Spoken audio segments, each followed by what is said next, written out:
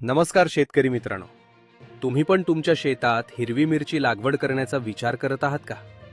तर हा माहितीपूर्ण व्हिडिओ खास तुमच्याचसाठी आहे. आणि ही माहितीपूर्ण माहिती आणखी शेतकऱ्यांना शेअर करा.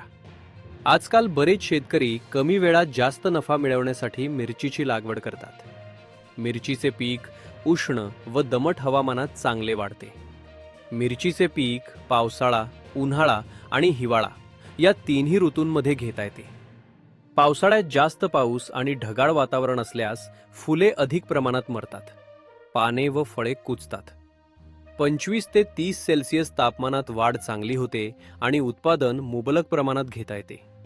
तापमानातील फरकामुळे फळे व फुले मोठ्या प्रमाणात गळून पडतात आणि उत्पन्न कमी होते.